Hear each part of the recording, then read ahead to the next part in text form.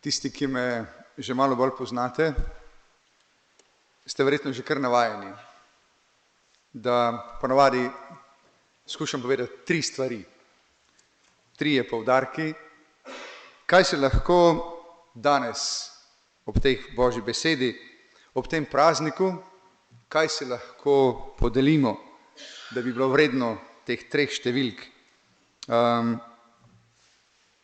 Ko sem premišljal o tem, kaj povedati, kako nagovoriti, želel sem si, da bi bilo kaj duhovitega, da bi bilo kaj takega, kar bo ostalo, ampak čisto iskreno, bolj ko sem iskal smešne, bolj ko sem iskal vesele stvari, bolj so mi pravzaprav prihajale na misel besede, ki smo se jih patri v tem tednu res naposlušali med pogovori, med spovedmi.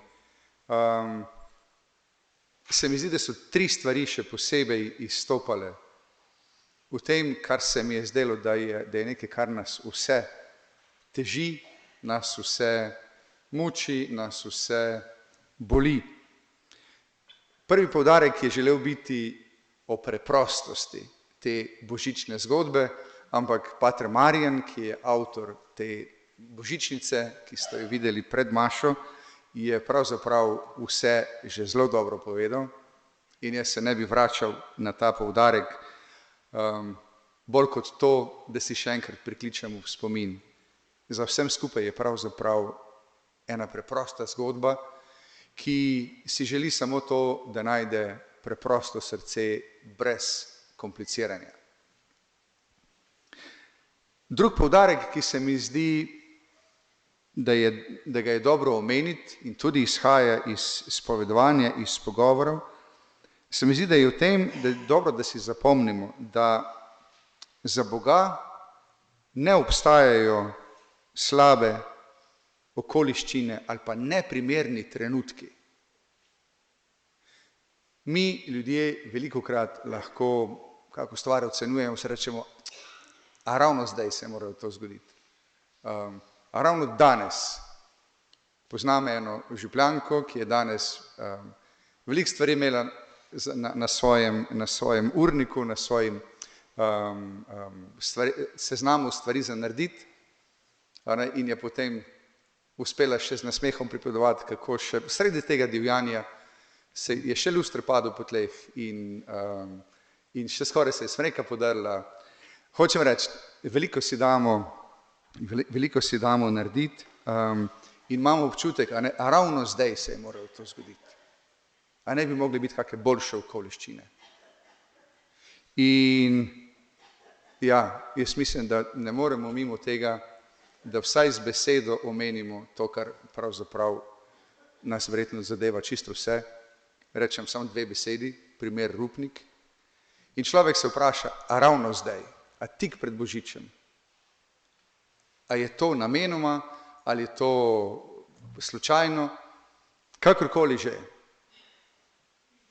Božič je še vedno tukaj in sporočilo Božiča je še vedno isto. Če se samo malo zamislimo v okoliščine, ki jih evangelist Luka lepo opiše, kdaj se dogaja ta božična zgodba.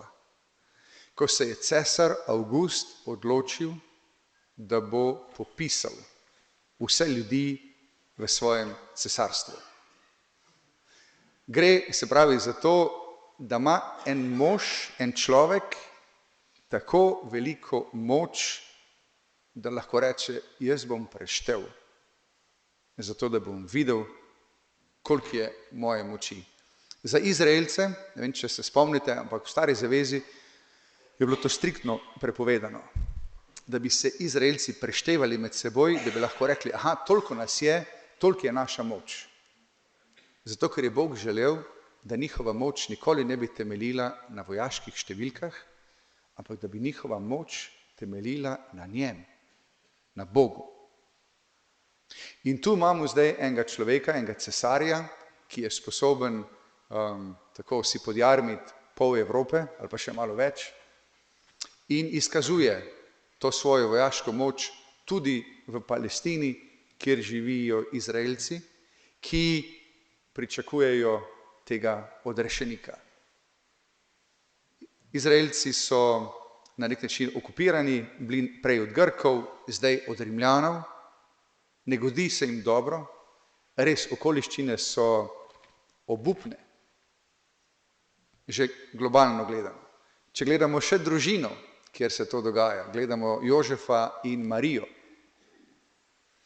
ki se morata, pač sta obvezna, morate iti na pot, zaradi tega, ker je Jožef iz Betlehema.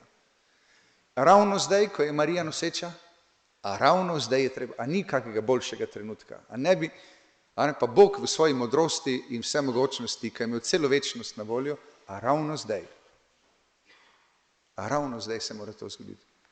Ampak vidimo potem, a ne skozi to zgodbo, kako Bog to pelje po svoje. Enako bi lahko rekli tudi potem, ko se nadaljuje ta zgodba.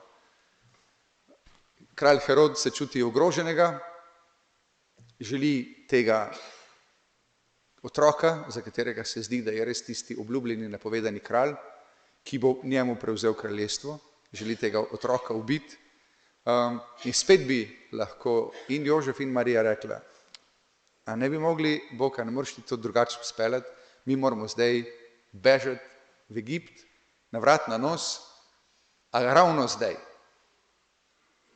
In kakorkoli beremo Sveto pismo, še naprej vedno prihajamo do podobnega spoznanja. Za Boga ne obstaja slab trenutek, za Boga ne obstajajo neprimerne okoliščine. Tukaj in zdaj, ne glede na to, kako slabo se zdi, Bog deluje in pelje svoj načrt odrešenja naprej. In to se mi zdi, da je dobro, da si iz te zgodbe tudi zapomnimo. In tretji poudarek, o katerem bi želel spregovoriti, je pa to, da se mi zdi, da Božič govori o svobodi od pričakovanj. Mi smo vsi utrujeni od tega decembra in od pritiska družbe, ki nam narekuje, kaj vse bi bilo potrebno imeti in narediti in postoriti in kupiti, zato da bomo lahko mi pravilno praznovali Božič. Kaj vse je treba skuhati, kaj vse je treba opremiti in okrasiti in pospraviti, da bo to prazniku primerno. Pa se mi zdi tako, tudi ko gledamo božično zgodbo, se lahko spomnimo na pričakovanja Izraelcev.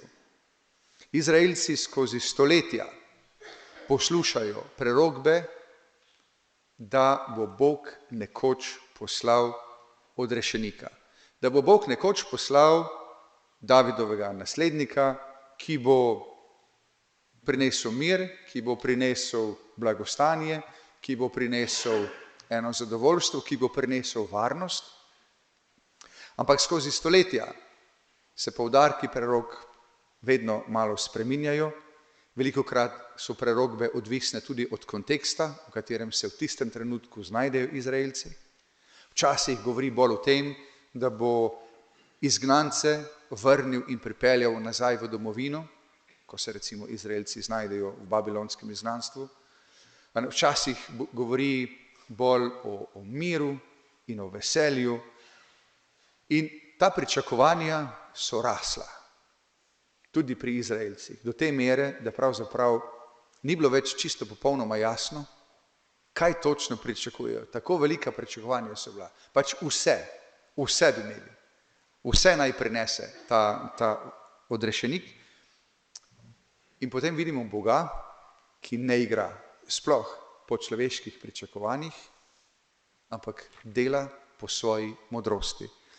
In tega tako težko pričakovanega kralja, vladarja, ki naj bi bil tisti, ki bo vladal z močjo, ki bo vladal z bliščem, ki bo vladal z številkami, ki bo končno pač res, ravno v tem kontekstu rimske okupacije, ki bo pa morda res prinesel svobodo in mir in varnost, Bog svojega sina, obljubljenega odrešenika, pošlje kot dojenčka v preprosti družini, kot rečeno, tako preprosti, da celo ni šlo drugače, kot da je bil tiste prve ure svojega življenja ta otrok položen v hlevu, v jasli, kjer je ponovadi, iz katerih je živina. Ni šlo drugače. A res, Bog nisi mogel vsaj malo odgovoriti na naše pričakovanja, nisi mogel vsaj malo zadovoljiti naše želje, to, kar si mi želimo. Bog je svoboden od naših pričakovanj. Zato se mi zdi, da bi tudi mi razumeli, da smo tudi mi svobodni od pričakovanj in da lahko ta Božič praznujemo tako, kot si bi želeli, tako kot mi hrepenimo, da bi ga preživeli. Da morda res ni ves poudarek v tem, kar je navzunaj, v tem, kar vse mora biti, in v nastopih, in v oblekah, in v tisoč in enem opravku, ampak da je mogoče poudarek Božiča, sporočilo Božiča tudi v tem, da smo lahko in da Bog želi, da smo svobodni. Da ne igramo po pričakovanjih drugih ljudi, Slovenci smo znani po športu, kaj bodo pa sosedje rekli, da bi znali v Bogu, v tej božični zgodbi, mi prepoznavati svobodo, ki nam jo ta otrok prinaša. Otrok, ki je svoboden, otrok, ki ne igra, otrok, ki mu ni potrebna nobena fasada, otrok, ki nagovori s svojo pristnostjo. Da se bi tudi nas, kot rečeno, v tej božični noči vsaj kaj od tega prijelo, od tega sporočila, da bi lahko razumeli, da gre pri božiču za nekaj zelo preprostega, da za Boga ne obstaja slab trenutek, neugodne okoliščine in da predvsem si Bog želi, da bi tako kot on tudi mi bili in še rasli v svobodi. Amen.